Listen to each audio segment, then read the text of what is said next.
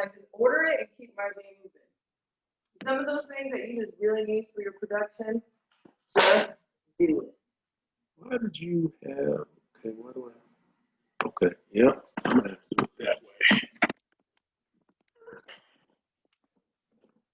So we'll see. Let's see.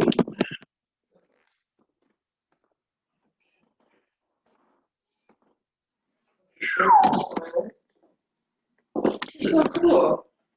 I didn't really know what to expect today. Kind of like life, right? Yeah. I was like, what? I wasn't sure if it was like a radio show or what was going on. No. Or an actual doing an interview. It's so funny because I'm doing interviews for other artists. And I'm always like, who's going to do an interview for me? Wait, why do you think I'm here? Is it a little blurry? I have something that may clean your camera there. Hold on. Taking, it's not used to such bright light. Is that Quite possibly. I have a few things I can help with this. This is your camera right here, right? This might be on quality. It did improve it some. Yeah, I can tell. And I have this too. We can see what this does.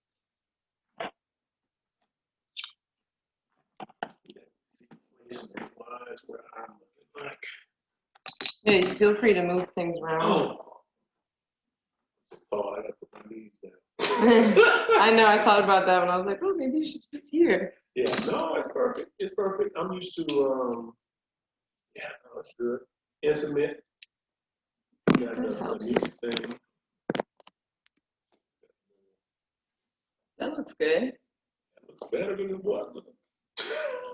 Right? Yeah. No, and then you got this in there. That actually did. Here, maybe just move it over a little bit and I can put it up higher. That's everything. Really, I got all these little gadgets for stuff like this. I see. I see. Say less, because you're already there. There is a little, some kind of glare right there. Let's see what that is. That is coming from this. What is that? Isn't it cool? I put it on my phone for the lives. Yeah, I'm just not familiar with what it is. Like I see it's just a lens, obviously. Yeah, it gives it a wide. It gives is it a wider, yeah, okay. Wide angle lens. And you put it on your phone. You put it on this. How much something like that run? This, I forgot what I paid for, but it wasn't crazy. Okay. It really wasn't. I know it wasn't. It was less than 100. Okay. I think it was even like just 50 or 30 or something simple like 50, Amazon. Okay. Just put like wide angle lens for cell phone because I use it for my cell phone. I got you. Isn't it cool? Oh, it's there. It's official. I think that helped a little bit. Not share. That. Yeah, because when I was doing the lives, I noticed that we all weren't fitting on our phone. Yeah, it's tough on the phone. Yeah, so, but that's the only way you really can go live on like anything is from your phone, really. Yeah, that or like, for example, the Zoom. Yeah. Yeah, so, but you know, I use my laptop during the DJing live, so I can't. Are we on? No. What happens is, like, it takes a minute for. But that looks great, right? No, it looks wonderful. So it's thinking. And that's why I asked about a strong internet connection, because Zoom projecting to Facebook, if it doesn't have a strong connection, sometimes it'll like throw it. Yeah. Yeah. You'll have it on one, like you have it recorded to the local computer, but it won't stay live. It'll cut it. I had that happen once and I was not pleased.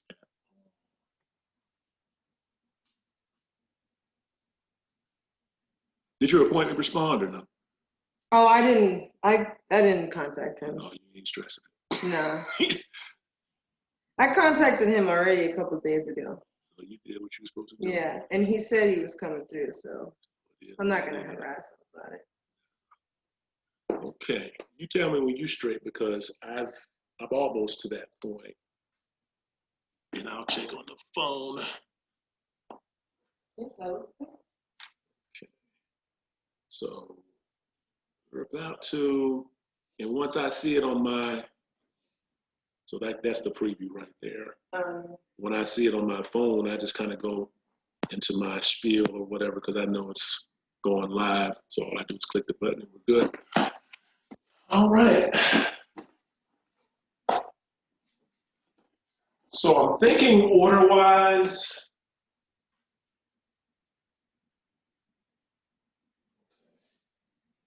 I'm just giving you an acronym. Mnemonic device. I'm thinking. Actually, you see that back there. That's cool. I'm gonna add to that a little bit. Whatever you want to do.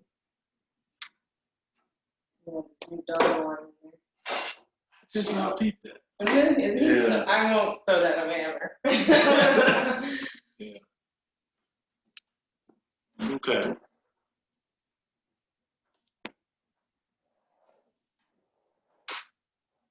DSTV. So DJing, studio, travel. The V would be more about your vibe, and I get into the personal aspect of you. So more like a 4 alphabetical order. Yes. Yeah. DSTV. So that'll kind of give you your mind already be kind of relaxed in terms of what to expect next. Okay.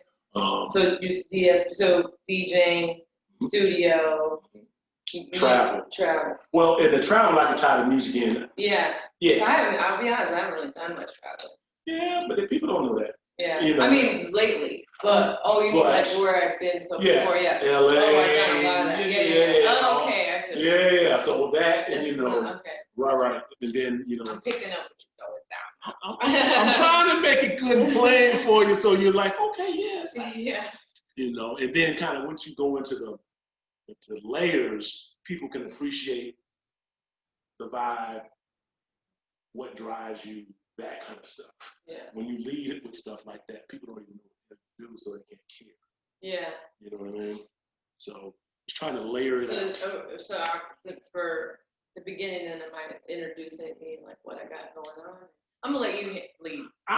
Okay. So, and this is kind of how, that's why I'm having this conversation. Yeah. Okay. So you want me to introduce you as DJ Nat, or how do you want me to introduce you? Just Nat Keza. Just Nat. Okay. Nat Keza. Nat Keza. Just. Yeah. Because Nat Keza is like my artist name, then there's DJ Keza, then there's Keza Entertainment. So Nat Keza is like the main person. Okay. Yeah. All right. I know it's like so many things. Well, no, I know that, and that's why I asked the question. Like, how would you like to be introduced? Nat Keza, aka DJ Keza. Maybe. Or is that too much? Just do Nat. I'll vibe it out. Yeah, do your thing. Don't listen to me. No. I have to get your input because when people there's reasons why people get paid to introduce people. I would say Nat Keza because you can find me everywhere on Nat Keza. My music's under Nat Keza. That works. I'm processing. Okay. Okay. All right. So, boom. It's going to go live, but don't worry about the trimming in the front. All right. I'm not adding the title. I'll worry about that later.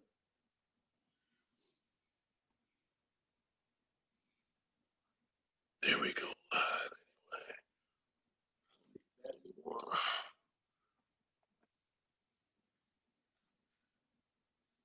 Okay.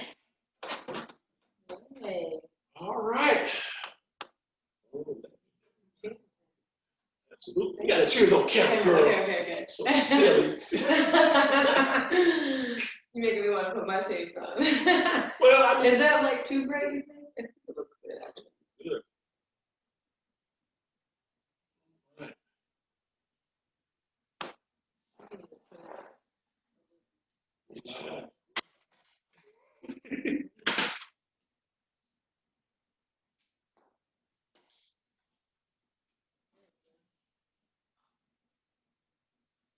All right, ladies and gentlemen, how y'all doing out there? This is your boy, Big Business, and we're all the way in Sarasota today. All the way in Sarasota, and we have a special guest. I want to say all the different things, but I'll just say it is engaging entertainment for anyone and everyone. We have Nat Keza, who does so many things. So I'm gonna clap for that. I'm gonna clap for that. A toast to the. Cheers. Thanks for having me. Thanks for Absolutely. coming down. That was awesome. Absolutely. It's always a pleasure to hang out with you and talk with you about the things that you're doing. Honestly, it's really inspiring to anyone who has had to adjust based upon what's going on in the world, because you've been doing several different things prior and you've expanded your brand. And that's some of the stuff we're going to talk about today. Cool. And I don't think everybody really knows what it takes to go through what you've been through and blossom like you have here, especially within the past year. So, absolutely. We're going to get straight on into it now. I know you do a lot of things, but what we're going to start with is the DJ.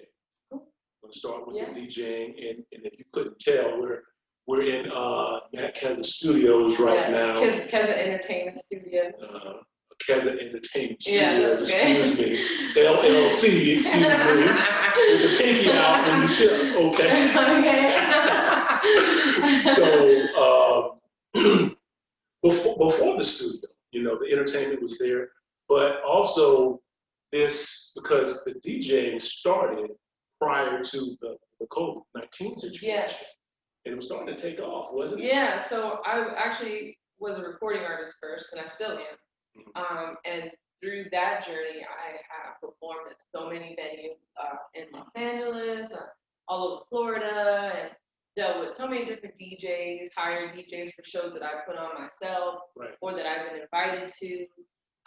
And then I grew up around it, obviously, because when you're in the music industry, you're around everything. Right. So I learned a little bit of everything, and then when I was in high school, I used to hang out with a DJ heavily and would just mess around with the turntables for fun, but never really took it serious. Okay. And then one day I did a show out here in Sarasota in St. Armands at 15 South. It's no longer open, but it was at the time. And it was a show where I performed, and I got the crowd pretty hype. And my really good friend that bartends there, she said, "Hey, the club wants you back, but they want to know, because they like how you get everyone hype, but they want to know if you can DJ." Wow. And then I said, "Okay, I'm gonna try it." Yeah. So I hit up my friend that I grew up with, who always DJed when I was in high school, and I said, "Hey, I'm gonna DJ this weekend." And so at this time, did you have any equipment at that? No, I didn't. Okay. So I went and bought some, and then I called him and told him what I bought, and he's like, "That's not gonna work with the PA. It's not gonna work," because I didn't know what I was doing at the time. Course. So then he, shout out to DJ Timbo, let me borrow his stuff, gave me a crash course, and said, you can borrow this until you get enough money to buy your own stuff.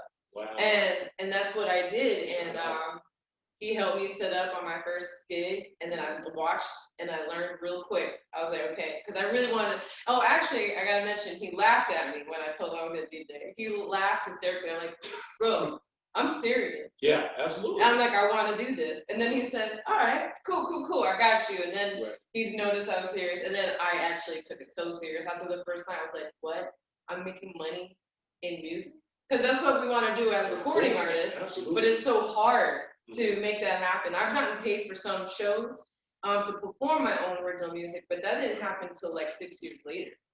So when I DJ'd the first night and got paid, I was like, wait a minute. It's not my music, but it's still me performing. Because DJing is performing. If you're a good DJ, you keep people engaged. Yeah. Because you are controlling the vibe of the room, and that's something you do as a performer anyway. So I found another avenue. And I got high off that. And I was like, so I kept practicing, and I kept getting booked. I want to, and two things, because I want to, some people are watching this live, and I don't want people who are watching live to miss, two key points you just stated. Your talent will make room for you. She may not even know she had a talent at DJing, but once you show people what you can do, people will see your value, and then they'll go off that, and then you have to be careful who you tell your dreams to or your aspirations, because people will shut it down. They will shut it down. I'm good at not letting that happen, but that's really hard. Right. Because it takes you to be like, I don't care what they think. And I'll be honest, when I first started, my gift was being able to engage the crowd and be a performer and get people hyped. Right. And my song selection, because I've been in music so long and I've always loved music, so I knew what to play, you know? But I was still learning transitions and mixing, and other DJs would criticize me about it. And I would hear about it, and it pissed me off at first. And then, but you know what that did? I want to thank y'all for that, because then it made me work harder. It made me like really practice and really get it, and then now I know how to do it, and now I have my own style. Right. So that's exciting for me to say, because at first I kind of didn't care. I was like, oh, just make money and play music. This is easy. But then when you start getting critiqued on that, then it pushes you.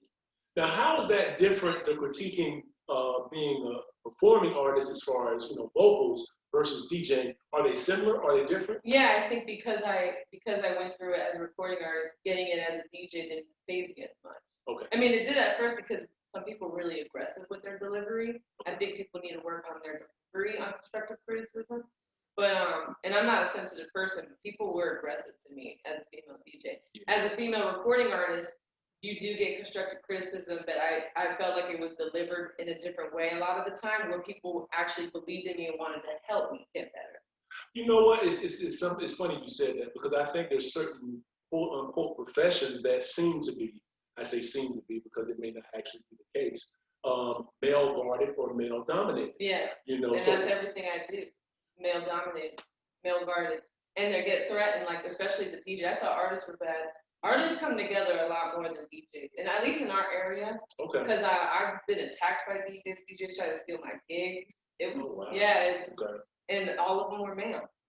And I was like, I only have a couple DJs that I trust and feel comfortable with, and that I know want to help me. But everybody else, they were coming to get me, or at least trying to. I didn't let them. So, like, there's a process. Obviously, you had to transition past the haters and come up with a more positive outlook to improve. Yes. So, how were you able to overcome those negative stereotypes? And I know you were working with someone who helped inspire you to, improve. Yeah. But how did you walk us through that psychological process? Because a lot of times we love biographies because of the end result. Yeah. But many people may not really understand the struggle that it may have taken for you to get to the point that you're at, because they don't understand how difficult it is to overcome adversity. Yeah.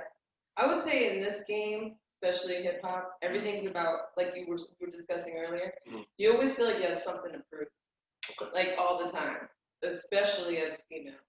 So that, I think, is what drives me. So when I receive an attack or criticism, you're only human, you get upset, and you might react, which is something as you get older, you learn, you gotta control how you react, because how you react is like the biggest thing. So that's something I had to work throughout the years. But I realized, okay, how am I gonna react to this situation where I don't come out on the end as the bad person? Right. How do I stay on top? So that would be what I learned how to do. And then I use that as fuel. So a lot of that kind of stuff gives me fuel to be like, okay, I'm going to watch YouTube videos, or I'm going to go watch my friend, or I'm going to ask questions. And then I'm going to start like practicing and learning and messing around with it. And sometimes I started working at bars that there would be nobody in sometimes. So those were great opportunities for me to practice when I'm DJing with empty bars. And then sometimes I have parties that are just like crazy, those are fun, because that energy like feeds you to like what to play next and stuff like that. But like that would be what it was. It was its own journey. Yeah. And then I took that and I helped artists too, because I'm used to being an artist and having some difficulty working with DJs. And I was like, you know what? Now that I know this, because I've been on both sides, I'm going to help artists. So I was throwing showcases where I was fully in control, and I like really did things completely opposite from a certain event I went to that I wasn't appreciative of what they did towards me. So I was like, all right, I'm going to switch it up and do it this way, because I know this way would work better, because I wish someone did that for me. So I'm doing what I wish someone did for me, I'm doing it now for other artists. That's one thing I like that you said. finding a way to stay on top. And I had a mentor tell me something. It's not that negative things don't happen. It's that everyone has negative things, but you have to find a way to keep positivity at the forefront. Yes. Because everybody goes through things, and if you wear that kind of stuff on your sleeve, it's not gonna make you be a better person. Yeah, because you don't want to walk around bitter, and you don't want, because that's a vibe. That's a vibe that you're putting out there. Yeah. And people feel that vibe, They do. especially when you're DJing. Like, if you're tired, they feel it. If you're angry, they feel it. So it's like, it's a powerful, like, it's a soul controller, it's a vibe controller. So like all those things to what I did to make sure I'm not feeling any kind of ways. I pray a lot. I try to work out a few times a week. I try to unplug sometimes. So I stay balanced. And when I'm DJing, I try to have like responsible like balance on like maybe how much I'm drinking or did I eat before the show, like just certain things you got to put in place to learn yourself, and then that's how you know that's your best performance, whether you're a performing artist, a DJ, or whatever. You learn what works for you and you stay there so that when things do happen, you're in control of you. Right. You know? I think that's a great point to segue into, because the DJing was really starting to take off, and then COVID hit. Yeah. You know, and that's obviously a lot of different things happening at once for a lot of people, but how you respond, not necessarily just recover, but respond to difficult situations is part of the reason, we started Transition Talks. So what was born out of the DJing abilities kind of, drying up because a lot of places were closing, a lot of businesses were. Yeah, it really sucked. I remember when that first month hit, all my booked gigs were calling and canceling like the same week. Like everybody canceled. And it was like, and I had just made a big decision to like go full time with DJing. And then I was like, oh, snap. Right. I got bills to pay, like we all do, rent. And I and I lost another job during that time too. And I was like, wow, this is crazy. Yeah. So at first I got a lot of anxiety at first. Because you're like, what am I going to do? And then I know a lot of us receive benefits, but mine didn't come until like, I was telling you earlier, like 2 months later. So then you get a hunger again, like, what am I going to do? So it took me a while, but I took that time during quarantine and I stopped stressing and I said, you know what? I can't control what's happening. I'm going to have to go with the flow and find my peace in it. And because I was working so much DJing and also I had a day job and like, I literally was not stopping that year. Right. So I took quarantine. I said, this is the break. And I also lost my father last year, and I still worked after that. So it was like, this was the time I needed to heal, to stop, to calm down. And then I didn't go live as a DJ right away. I waited like a good few weeks. And then I was like, okay, I like this cool thing of DJs going live, because a lot of people didn't go out to my gigs. So it was cool that people who never made it out was like watching on the live, and they're like, oh wow, she is a good DJ. And I came down, I was just like, let me go support and check out what she's doing down here. And I'll be honest, I don't know what point you were at in that particular journey, but I was impressed. I know Quayla had come down. Yeah, that was awesome when you guys came down. Yeah, no, it's 2020 is a family. Yeah. So when I came down, because I know she came down first, and we were talking on the phone. She was like, yeah, no, she was doing her thing. I was like, really? I was like, well, let's go back down there and, check her out. And, I've seen you on stage and I've seen you DJ, and believe it or not, you looked happier DJing than you did performing. Really? I don't know why. I kind of probably see why. I don't know why, because I'll tell you why. Because as a recording artist, especially when people hear your music for the first time, because usually when we go out and perform in front of a crowd in Tampa or Bradenton or St. Pete or LA or Miami, wherever you're going, right, the people who are watching, they never heard you. Okay. So when you put new stuff in people's ear, it's kind of like a moment where you're like, man, I hope they like it. Then you're trying to make them bop to it. It's a kind of a little different kind of pressure. But when you're DJing, you're playing music they already know, and you see their reaction. You get an instant reaction. People start dancing. They're vibing to you. They're vibing to your song choices. So it's happy, it's fun. We're again performing our own original stuff. Yeah. It's cool. You get hyped when someone actually vibes like, oh, they like the song. But that's the difference. Okay. Yeah. I'm glad you explained that because I wasn't sure exactly what it was. But getting back to the transition to opening your own studio, and that's one of those things I have to mention before because I just don't know a lot of people who see a situation like businesses are closing. Yeah. I'm going to open my own business. It's kind of like my whole family thought I was crazy. And visionaries oftentimes they're like, what are you doing? This is the worst time to get yourself a rent of a business, right, and overhead, and like people might not go, and so that transition happened during quarantine. So during quarantine, a lot of us were going live.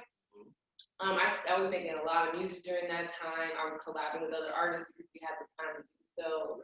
And I just, started messing with the green screens and all this fun stuff. And I started accumulating equipment.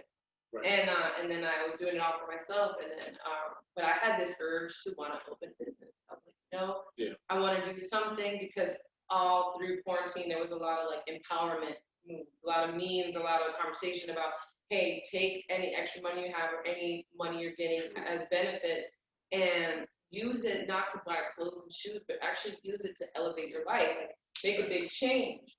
So then that's when I was like, what am I going to do? What's going to survive during a pandemic? Because what happened, it scared me because I was like, oh, it scared me, but it messed with my head a little bit. So I was like, well, it is scary. You're like, how are you going to eat tomorrow? How are you going to pay?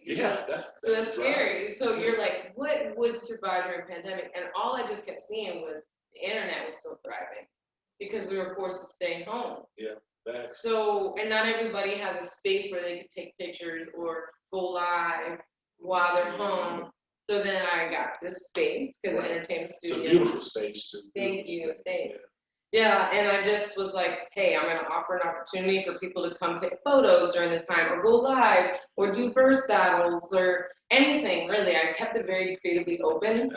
So if you have an idea and you want to use the space, that's basically what it is. I'm asking people, hey, give me your idea. Let's see how we can make it work.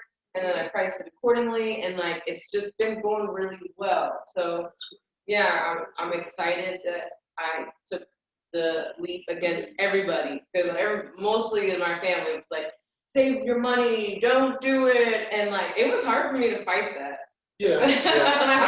I can only imagine because this is the thing about family sometimes wants the best for you, but they want it to look best for what is in their mind of success. And they love you and they want you to be safe and save your money. Like I get that.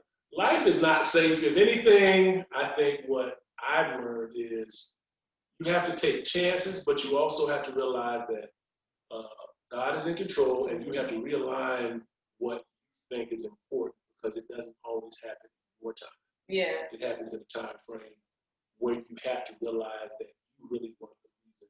You may have taken steps toward, you can plant the seed, but you can't water it and provide the sun and all of those other things. So it really aligns us with like the universe leads you. Right. And the things that you do, I have to take my hats off to you because, I've watched you move and grow and, certain things. Some people, honestly, starving artists, they don't get what they want to, they give up. That's just the truth. They don't transition following their passion, following their heart. They settle for a 9-to-5 that doesn't fulfill them, and then they just, you want to say they grow in a different direction, but they really just, go toward something that life pushes them towards. And I saw that. I think that's okay too. I did do a 9-to-5 last year while I was DJing, and it was very hard because you're waking up early and you're working late nights. And I was trying to be like responsible during the day and still do what I love at night. And it was working okay for a while, but I did get burned out. And then I think Corona, that quarantine and that shutdown, if you used it properly, it was a great time to revamp and switch every direction in your life if you wanted to. And I think that's what it forced a lot of creatives to do. I got to do a lot of different music, and then I opened up the studio, and I thought, and I'm still working part-time doing other things, and I'm still DJing, so I'm always gigging, like, because you need a few different things. But I guess what I'm trying to say is that what was important to me after making money doing music with DJing is I was like, I always want to be making money doing what I love. So if that avenue is not working, I'm going to find a different avenue. Because that's important to me, to be in the field doing what I love. Even if I have to do other things, at least something I love is in the There's something very profound. There's something very profound in what you said, because if your center is doing what you love and you're willing to make sacrifices to do it, you're always on the road to happiness, even if you're not happy. Yeah, and yeah, exactly. Or you will be happy because you're still doing what you love. If you just completely don't do what you love and you settle for something you don't like just to pay the bills, I commend you. That's also great. Because that also is like, man, like you're making a huge sacrifice. So there's nothing wrong with that. But I just would say I'd urge you to find time for what you love, though, even if it's just on the weekends or a few hours after work, because there's a balance there that will keep you in a different type of happy. Yeah. Hey, she's put some jewels in there. I hope y'all are sharing this. Please share this to someone who needs that inspiration. Yeah. And there's, anybody who is trying to open their own business but having trouble kind of, talking themselves into taking that first step. Anyone who may feel, down and out because they're not happy with where they are right now. Share this to them, because this could provide the inspiration that they need to get over the hump and start stepping towards their particular dreams, because that's what it's really all about. Stepping toward what you want in life instead of retreating away from what you're afraid of happening, because you can't really control the result. And you know what? I will say, I'm going to knock out one excuse right now. Having capital to do something. Okay. So, during Corona, a lot of us were hurting, and, we still are. I still am too. But what I will say, you don't need a lot of money to find a space that works for you, or provide a service without overhead, or be creative. Like, find a need in your area and fill it. And it doesn't have to be something that you have to buy a lot of stuff. Just find exactly what you need and what you're good at or what you love to do with your business, and start small and then accumulate and then keep going and keep getting bigger. That'd be my biggest advice, because I only had a few G's to start, and I did it. And like, it's only been a month, and I'm excited to see where it's gonna go. But it's like, do it. Just do it. It seems like you've been doing it the whole time, and it's just you just have a space to where you have devoted to doing what you've always done. Yeah, well, and that's true. So because I've been in the game for so long and lived in so many different places, I accumulated all this knowledge and experience, and then I got my own space to do it for myself and to help others. And I took all my experiences and was like, okay, I can offer this to you confidently because I know. Yeah, let's talk about some of the places you've traveled to, because if you were here, and you can still visit, because I wanted to get information about how to book and all those different things as well. For sure. But if you're here, you basically just see a collection of art, music, and just equipment that has been accumulated, from what it seems like to me, just for the creative vision of self-expression. Yes. And it's like, wow, like if you're a creative individual, you walk into a space like this and you're like, man, there's a lot of stuff I can do in here. That's exactly what I wanted people to feel. Well, I felt it, what I mean? It's like, well, what do you want to shoot? I'm just like, oh no, let me take it all in. Yeah. I see the different color lights. Let's see. And it's not huge, it's the perfect amount of space, but he's absolutely right. Like, that's what I wanted to have. Like, you come in and you start brainstorming. Like, people might want to do something completely different once they get here, because they see I have props, I have wardrobe stuff from music videos. I have this little space where we use for interviews, or you can even shoot here, different color backdrops. Right. It's cool. I love that you said that, because you get in here and you're like, you know what, I kind of want to add this, or I kind of want to try this, and I'm super open, because that's what it's for. It fits your personality. It fits your vibe. Now, some people who may not know, what you've done, I'm not going to assume that this is only, limited to a certain amount. There's people in different locations who might be viewing this, who may want to know a little bit about the places you've been and things that you've done there. So I'm going to just give it to you for a little bit to kind of talk about, because I know you lived out in LA for a little bit. Yeah. And did a lot of amazing music videos out there. Yeah. And there's other places you've been to that people who may even know you may not even know. Yeah, that's true. So maybe give me your top 3 places that you lived and grew within those experiences to kind of, because I think the thing about history, I didn't like history so much when I was going to school, but once I actually started to visit the places that the books were talking about, it gives you a new appreciation. So through talking about where you've been, it may inspire somebody to say, you know what, I've been thinking about going there. Yeah. I like what she was describing. I might book that flight and just go out there and experience life in a different way, and it may lead me towards where I really want to be, or the direction that I really need to go. So yeah, cool. Yeah, so I've been to. I lived in Miami, LA, New York, and then my sister used to work on cruise ships. Okay. So I went on a really cool voyage trip with her to Greece, Turkey, Italy. Italy was in that too. Okay. So that was really cool. And what was Greece like? Greece is nice. We went to Athens. Greece was cool. We went to this club. They had the vibe there.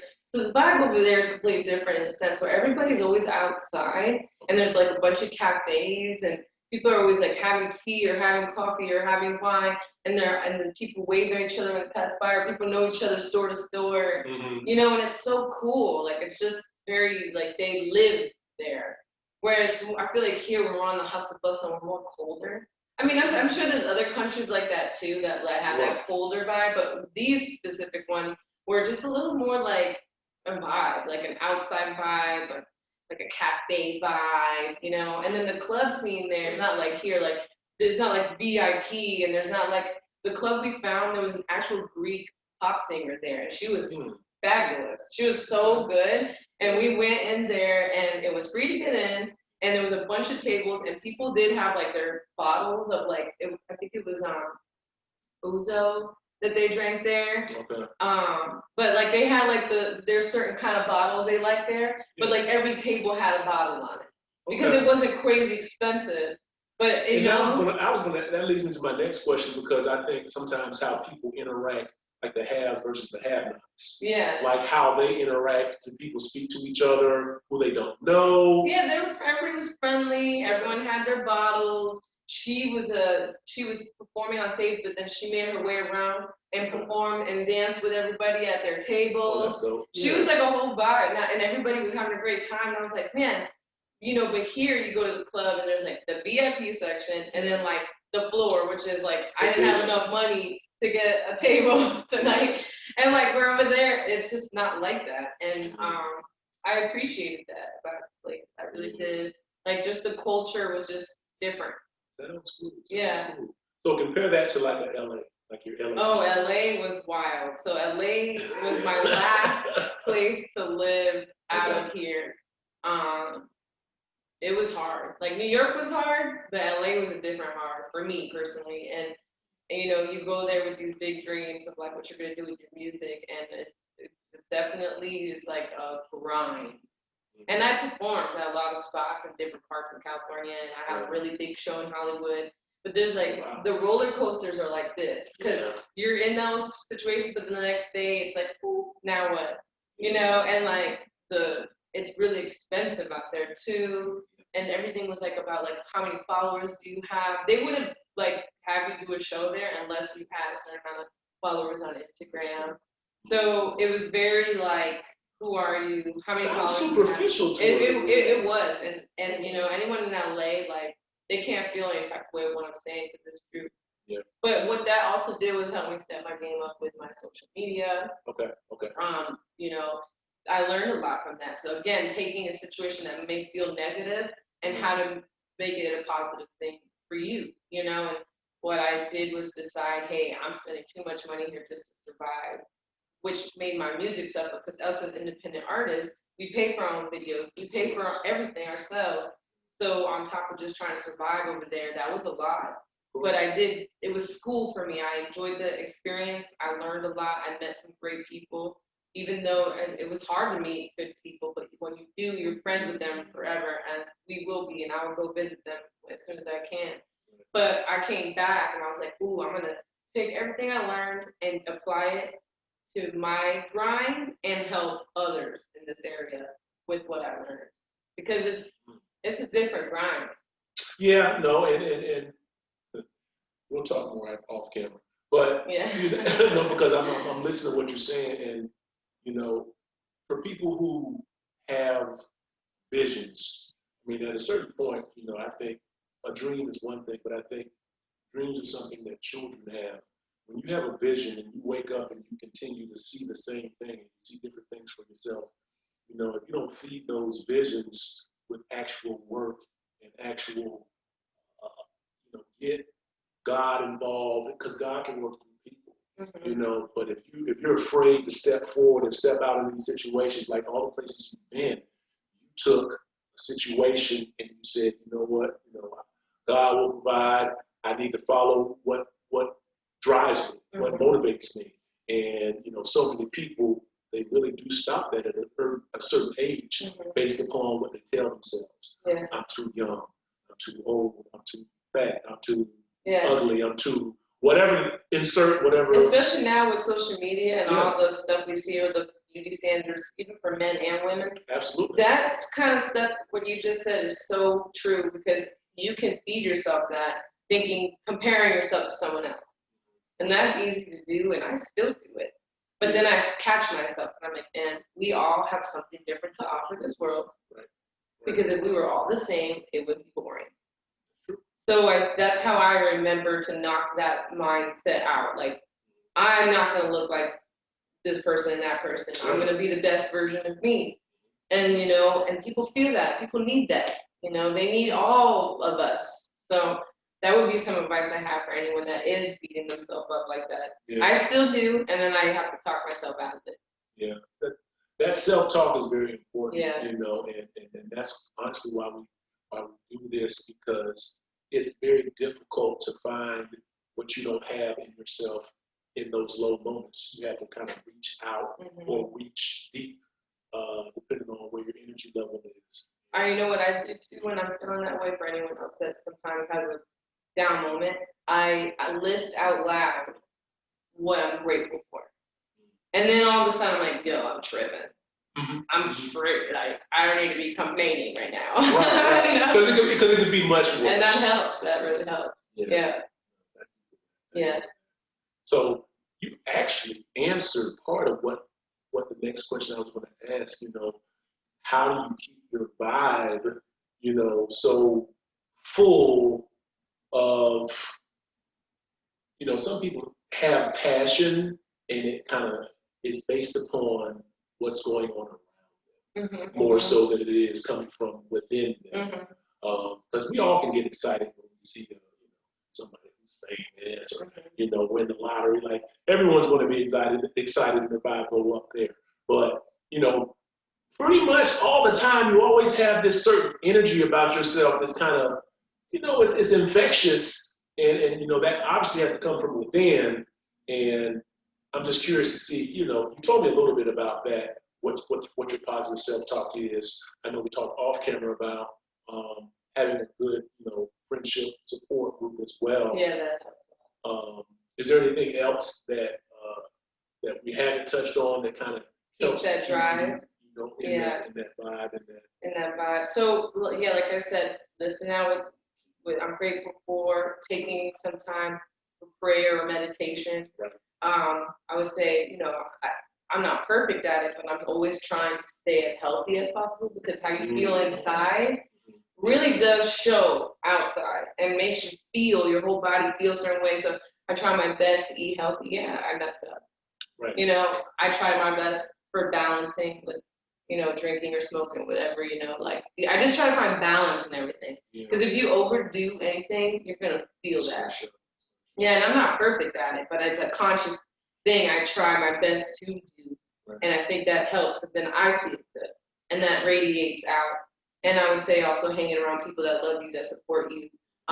Taking a day to unplug from social media. I don't unplug as much because of what I'm trying to promote all the time, but sometimes I'll schedule like a day, at least once a week or once every 2 weeks, that like I don't have anything going on and I'm not in my phone and I just chill with fam and friends and just be in the moment.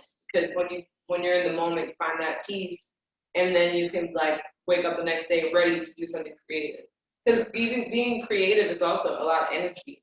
So you have to like balance your energy, and you got to make sure you have the energy, not to only create for yourself, but to help others create. So balance, I would say, find a balance. And also, I think I was telling you earlier, what drives me is leaving a legacy. Like, how are people going to remember my name? And I was telling him earlier because I've lost a lot of family members. I lost a lot of friends. Since I was young, like, somebody's always passing, like at least once a year. But recently, last few years, my family has taken a lot of hits in the family, especially this year. And I would say what messed with, it messed with me, and it also like helped me grind even more. It was like, when I die, like, how are people gonna remember me? Like, what's gonna be my legacy when I leave this world? Right. And I just want it to be a positive thing. I want it to be a big thing. I want it to be like, it never goes away, like what you did. Because, no one wants to pass with no one remembering.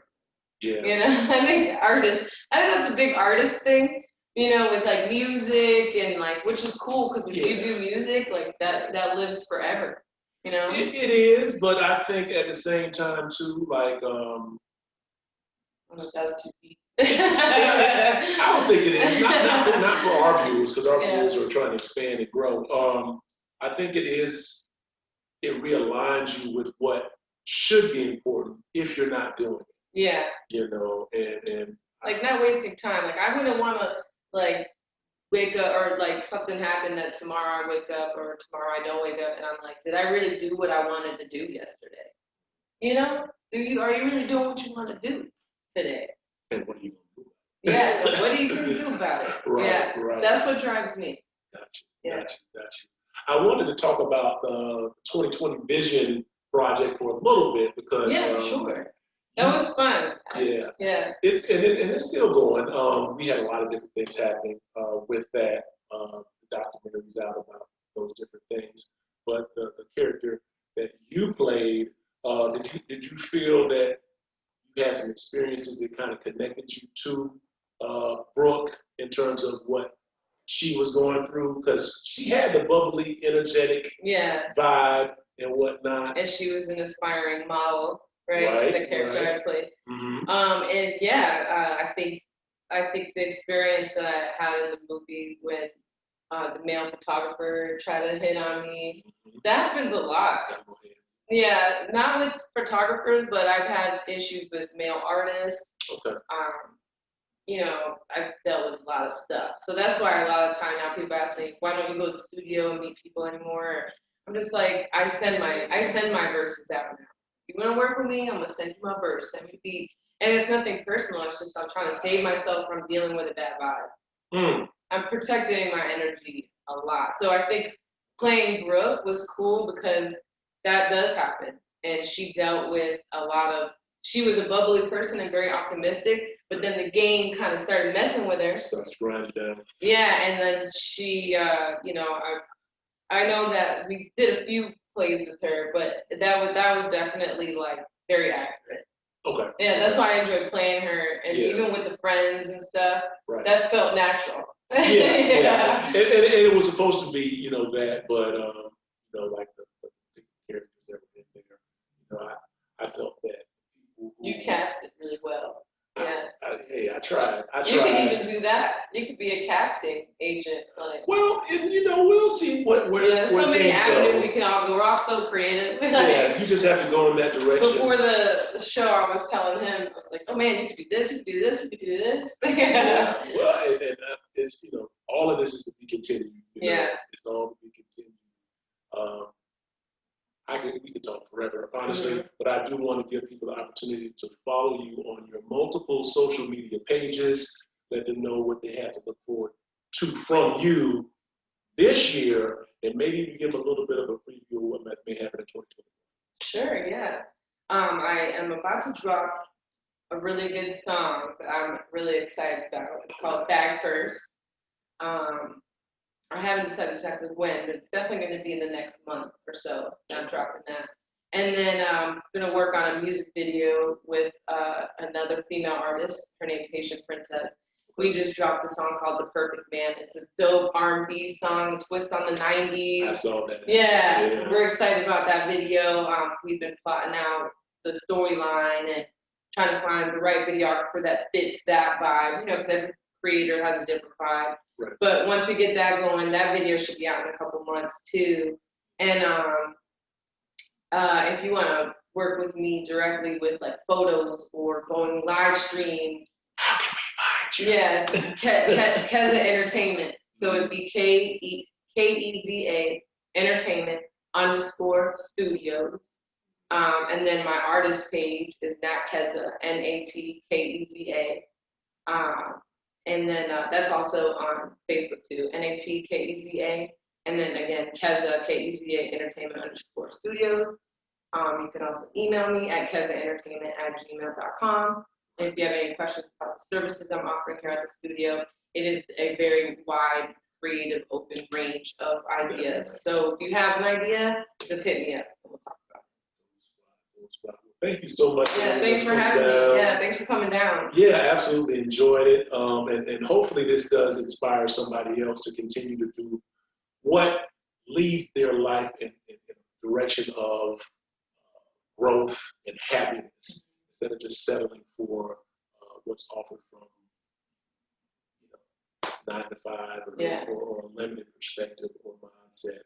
So please share this to your friends. I wanted to say one more thing too. Yeah. I am still DJing, don't get it twisted. So if you do have a party, and the bars are opening back up next week, so I'm interested to see what happens with the DJing vibe for all the DJs and myself. So I'm still DJing.